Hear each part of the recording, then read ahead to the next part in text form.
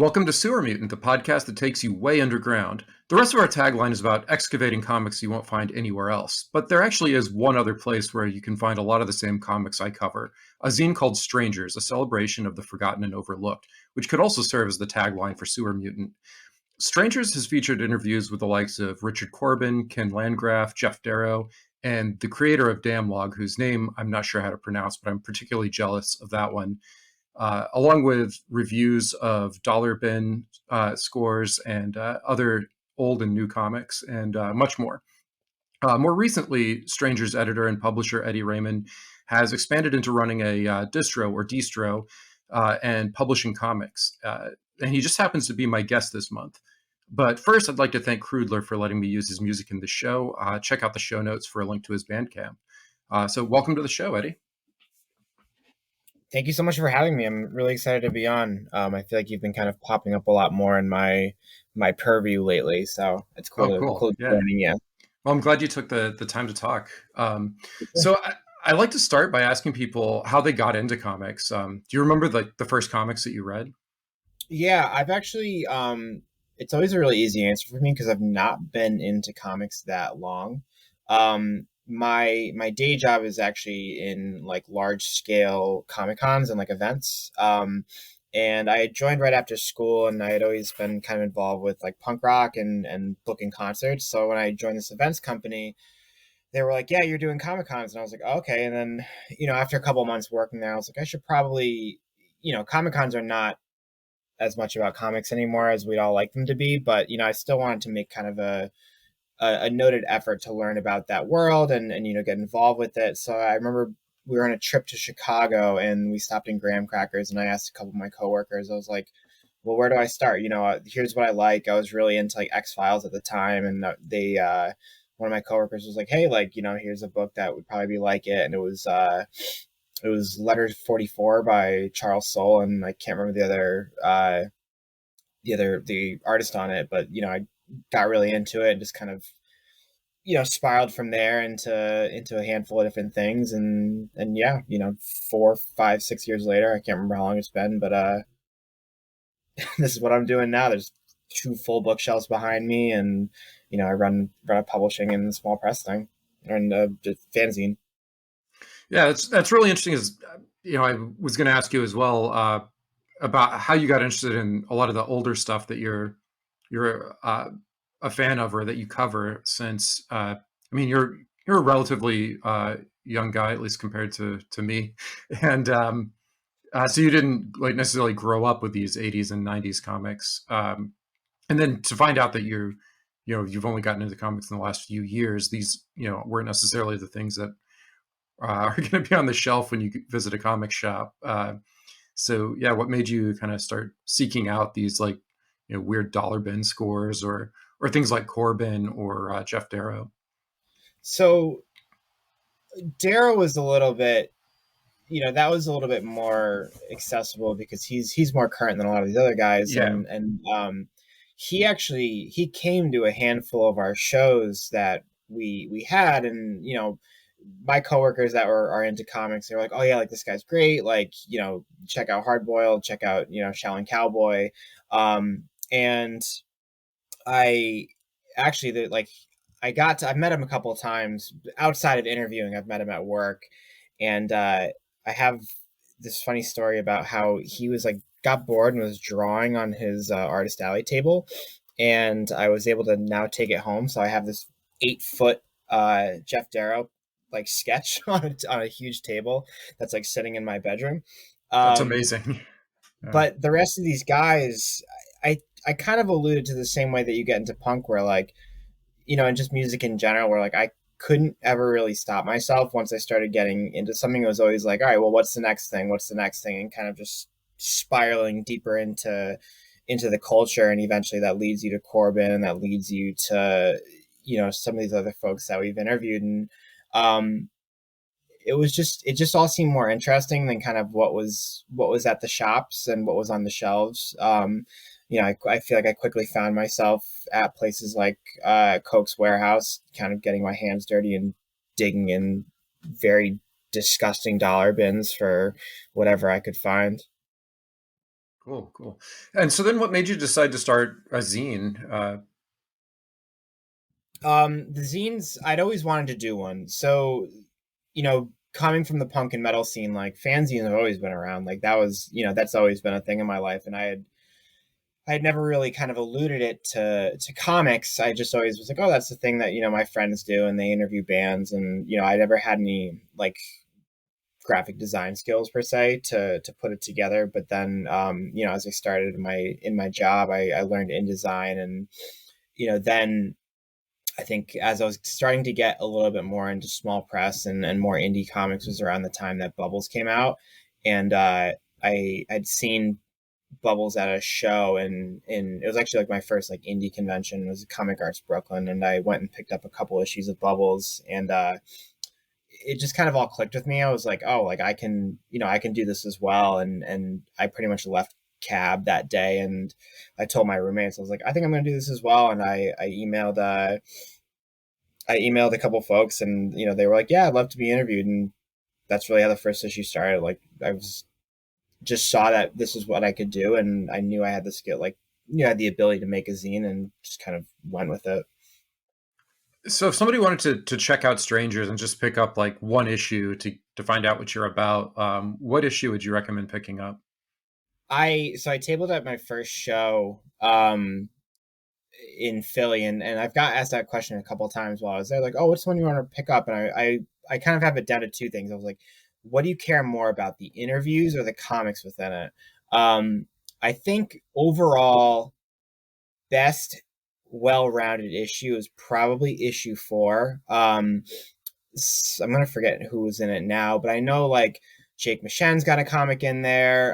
It's got like interviews with the Humans creators and Matt Lesniewski, and it was kind of the first time I started shifting towards like more modern creators. And then I think if you like interviews, I'm still really proud of the Geoff Darrow interview. I think that was like, he was just so forthcoming with his answers, and I had been such a fan for a while that like I feel like it comes off, and I just kind of knew naturally what to ask him, because it was just stuff I'd been wondering for years, and it didn't really take a lot of research, because I just knew it all from kind of just my own fandom.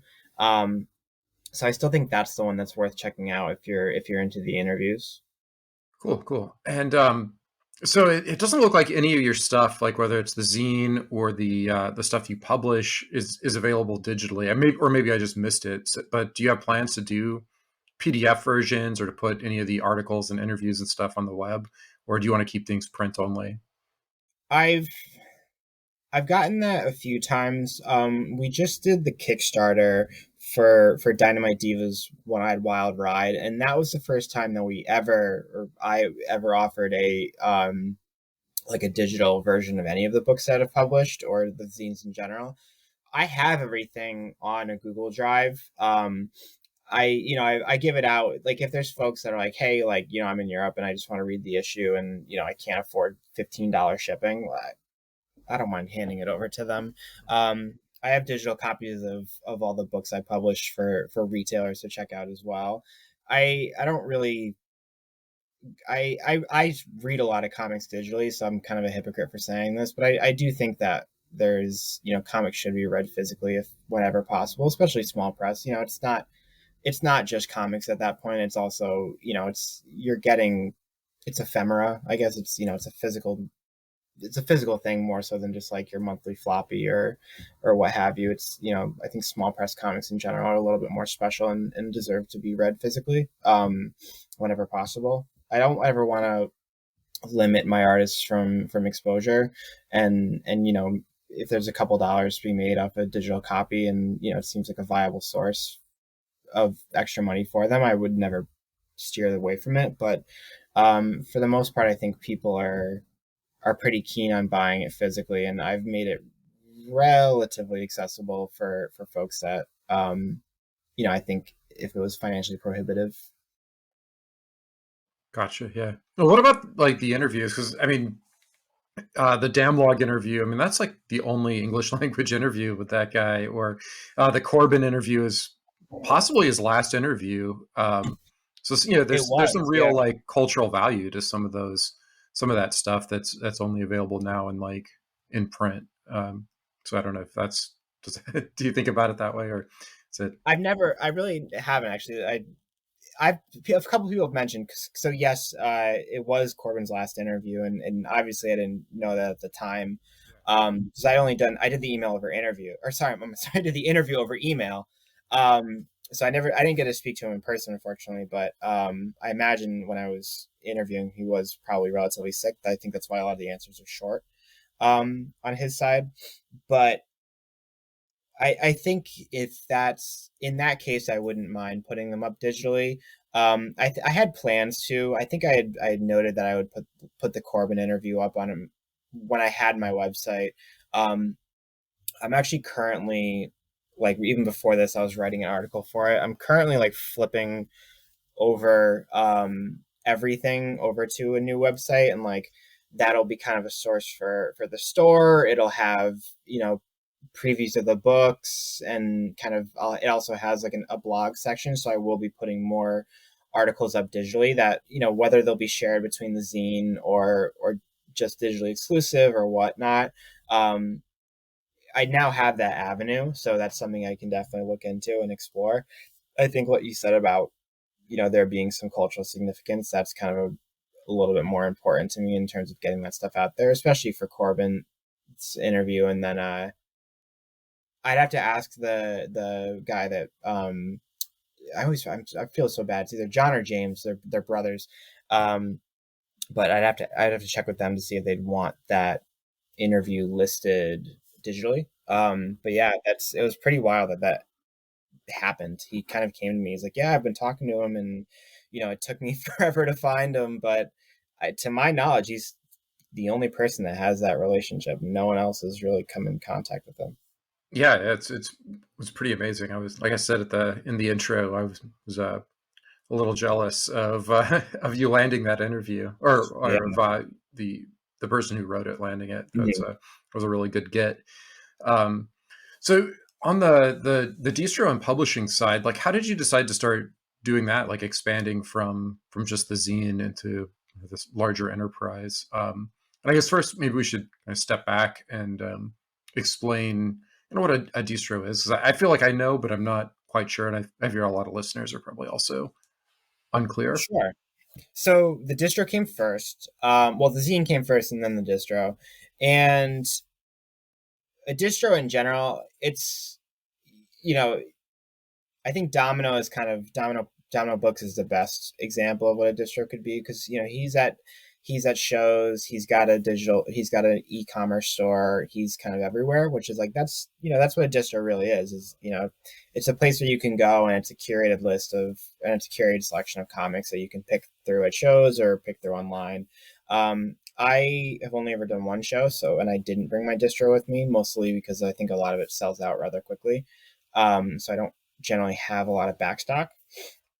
But the distro for me it originally started because I found myself buying books from folks in the UK and folks in Europe. And every time you buy those books, it's, $7, $9, $10 in shipping fees. And I kind of started to realize, I was like, people are not going to do that every time they want that book. And I had some friends over in the UK, Adam Falp and Tony Esmond. They do Atomic Hercules, and I just asked them, I was like, hey, like, if you bulk ship me, like, I think at the time it was like 15 copies of the book, I was like, if you sent me like 10 copies of it, like, would it be cheaper for you? Like, you only pay like $3. Like, people only pay $3 in shipping to get a book in the US. Like, would it be easier for you to send them to me in bulk, and I sell them for you? And, we did the math, and it turned out it was, and they sold out within the day. I think, like, it's when that was kind of the first note. I was like, oh, people are interested in this. People want to buy, they want to buy comics, and they trust my taste, and I write about them in the zine. So I think they were interested in checking them out. And then a couple months later, I picked up like 6 or 7 titles, and those all sold out within the day as well. And it just kind of spiraled from there, where I was doing these, monthly drops, as they've kind of been known to be now. And everything just kind of happened from there. I pick the books all myself, and a lot of the time it ends up being people that I down the road publish, but it's just books I thought were cool, and books I think people should know about. And usually I write about them in the zine, and then I publish them, or sorry, then I sell them. And yeah, the publishing kind of just became an extension of that. Um, in general, on the second issue, I started doing comics.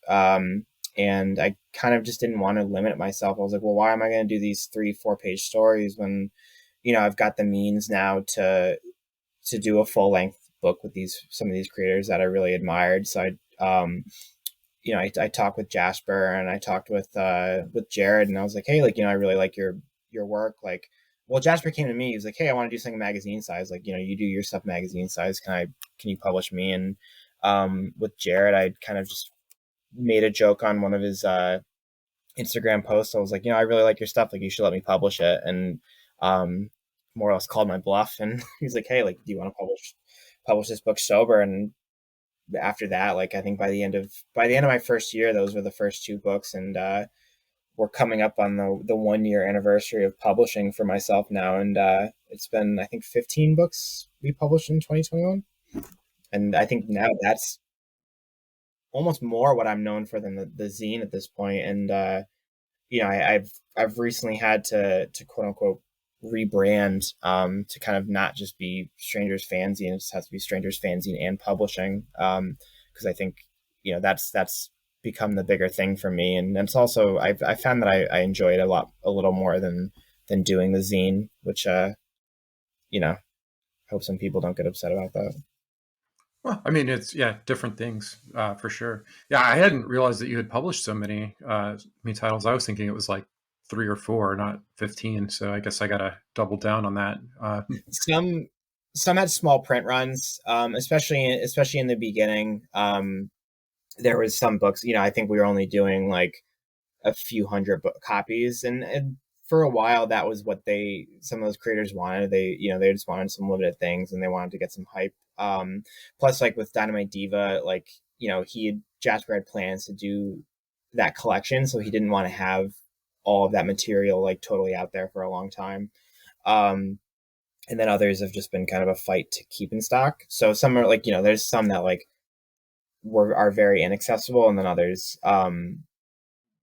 it's now become an effort, or not an effort, but like it's become intentional that I want to make sure that they're very much more out there. And that's been kind of the next step is just larger print runs and etc. Yeah. Do you do your own printing, or do you outsource? I mean, like, No, okay. I go to this place in I think in California. They're called RA Comics. And then for the Dynamite Diva collection, I've been working with a printer up in Canada called Marquee, they do like offset printing. So that's, after a certain point, like you can't do digital printing anymore. So for the Diva print run, it's just too large to do digital anymore. Mm-hmm. Well, yeah, that's a good problem to have, I guess. Um, yeah. So what are your plans for the future? I mean, more books, larger print runs, or are there new Yeah, avenues so that you want to explore besides publishing and sales? Or... I want to keep the publishing growing. I want a couple things. I hope that I can do 4 issues of the fanzine next year. I only did 2 this year, and a lot of that was like my day job just kind of ended up being really, really busy this year. Last year we didn't have events, so this year we did, and they kind of all got concentrated into the last back half of 21. So I was, not able to do as many issues of the zine as I wanted to. I hope that I can get back to a quarterly issue in 22.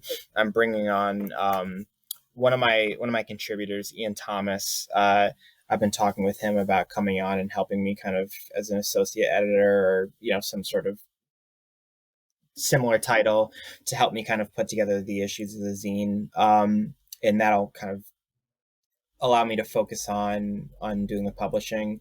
The distro, I think, is just always going to be there. I think there's always going to be books that I find interesting and want to support and kind of get into the store and get more people's attention to. As I mentioned before, publishing is the most important thing for me right now, and I think kind of the avenue I'm most excited about. I have about 20 to 25 books planned for next year. Starting off in January, there's going to be 4 books plus the Dynamite Diva collection will be finally like printed and in my hands, and I can start getting that to the general public and not just Kickstarters. And yeah, I've recently I reached out to it's like a true distribution service. Knock on wood that they're interested in getting involved with me, so I can have kind of not just fulfilling with retailers that reach out to me, but then also making it more accessible that like any retailer can go on and, I'm not going to say which one it is yet because I don't want to jinx myself, but they can go on and order directly through this distributor. Mhm. And I think that should hopefully take strangers to at least the publishing side to a larger scale, and yeah, just make the books more accessible to everybody. And there's a lot of creators that we're returning to working with again, and a lot more new ones as well. Gotcha. Yeah. What about, are you working on any of your own material, like making your own comic at all, or is that something you're interested in doing? I have zero, and I mean zero artistic abilities. So I feel like sometimes I know when a story is good, and I think that's like my best skill is like I can be like, yeah, that's a great pitch, like let's do it, and you have great art style, like let's do a book together. But I don't know how people come up with like interesting story ideas. I really have like I don't want to say creatively bankrupt, but just like no interesting ideas of my own. Just no when I see good ones. Gotcha. Yeah. Well, do you have any advice for anyone else that would want to start a zine or a distro or a publishing house, like any of those three things? The zine I do, the publishing I have no idea. I think I had a recent conversation with a buddy of mine. He was giving me some very valid critiques about strangers in the publishing side, and the first year it was like just get people excited about it, and it was a small endeavor, and publishing went from being like just taking care of getting the books out there for people and fronting the money for printing costs, and now it's like, all right, like you're an actual publisher now, like you can there's a new set of things that artists expect from you. So I still have no advice for people because I think it's for me, I'm still getting that advice given to me. But in terms of the fanzine, I think there's this weird intimidation factor of like, well, how do I reach out to people? Like their emails are on the back of the books. They're easy to find. Just shoot them an email and say you want to talk to them. These people are not as intimidating, and they're also fans like you are. And a lot of the times especially with these older folks, like they're very familiar with what fanzines were. Like they're going to be psyched that you're even doing a fanzine in 2021 and just want to get involved with it.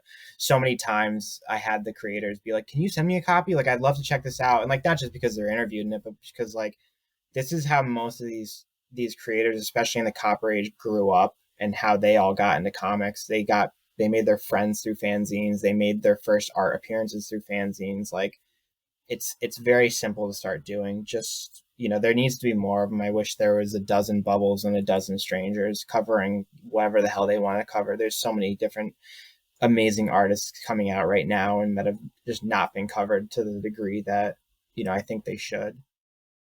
Podcasts are also kind of the new fanzine, but I wish there was more in print. Yeah. Yeah. Um, so is there anything else that I haven't asked you about that you think I should ask? I've been going through right before this, I've been going through kind of my top comics of 2021. So I'm like keen to talk about those, but I never know how to put together a top 10 list. I don't know. What did you like from this year? I'm going to turn it on you for a second. Yeah. So Reptile House, Yeah. that was my last podcast episode actually, yeah, that's my favorite like current thing that's coming out, and like more mainstream. The Ed Brubaker and Sean Phillips Reckless stuff is a lot of fun. I'm trying to think of what else.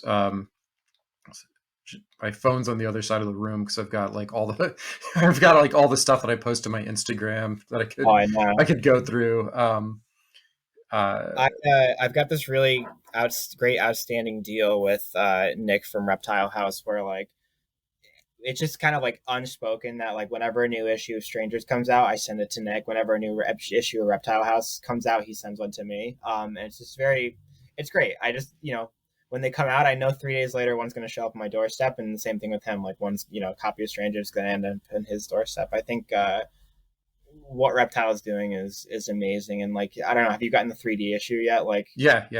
how freaking cool is that? Like, come on, it's who the hell's doing that kind of thing anymore? Yeah, it was a big surprise too.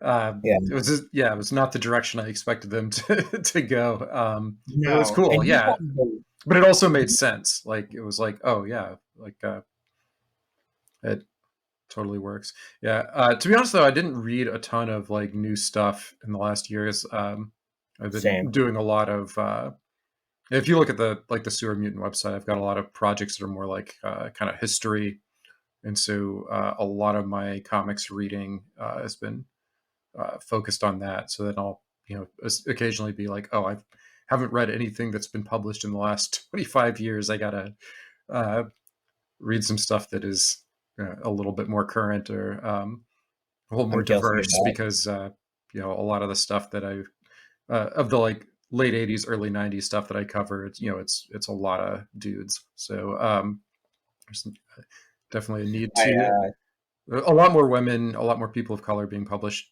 today, I think, than back then. So that's another reason to not keep my head too deep in the archives.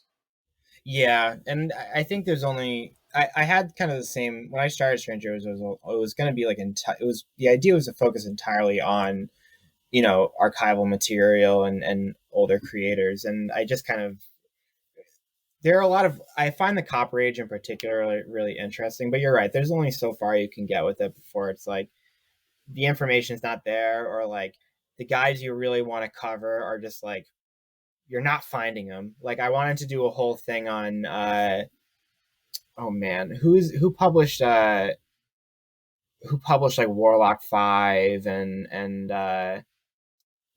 what did Barry Blair, what was his publisher called? Air Cell.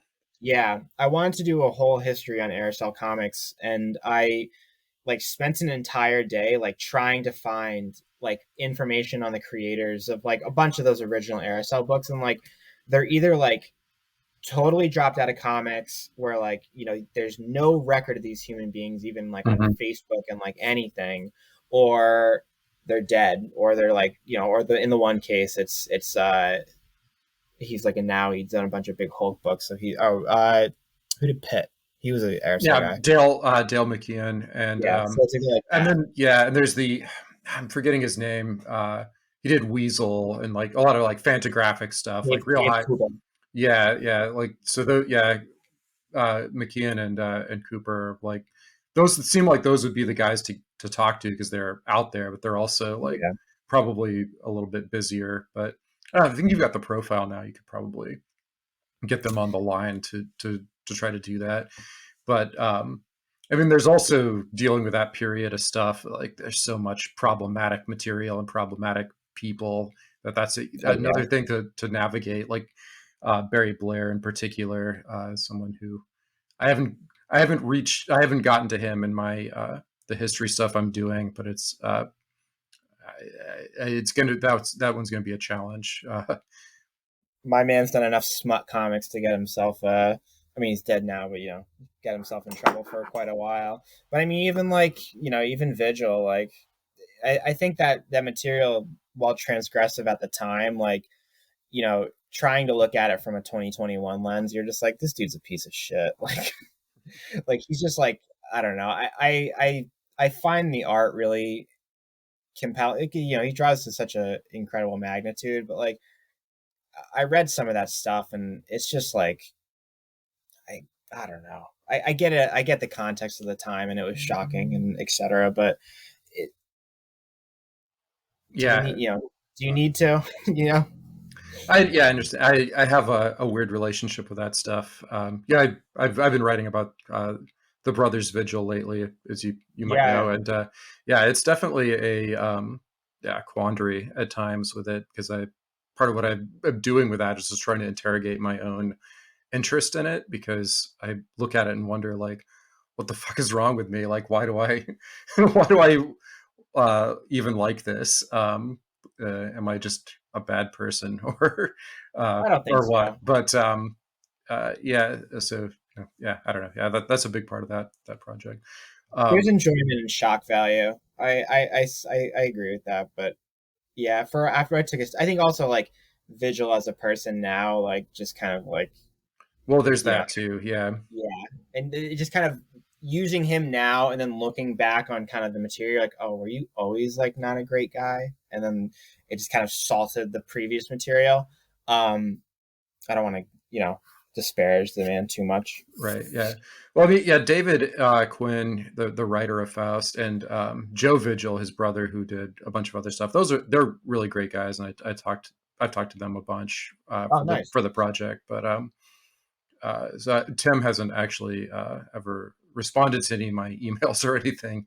Um, but yeah, his online persona is not great, and that definitely adds another layer to the ambiguity of writing about that stuff for sure. Um, yeah. So anyway, uh, I was asking you if there was anything else I should have asked about, and then the next question was actually going to be, what a current comic that you think other people that people should get into, that you don't publish and that you don't distribute. So, do you have any I have. recommendations? I'm gonna not distributing is hard because like I think almost everything that I would want to, I do end up distributing at some point. So I'm gonna use a little bit of a caveat. I do have a good answer though. Hold on, it's right here. This was also one of my favorite comics of the year.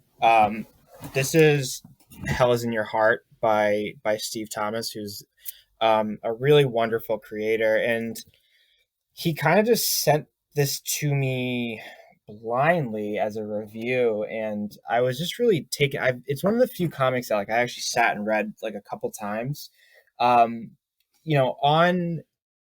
on first reading, you're just kind of like, oh yeah, it's like kind of just some violent comic about a girl slashing up a demon, etc. But what I thought was really interesting is that he actually included a little zine with it that explained kind of the creative process and sort of everything he was feeling around the time and kind of what the story is about, which like you know getting a comic explained to you sometimes I don't think some people like, but I think in this case it really enhanced the material, and after reading it like a second time I was just really taken aback by it.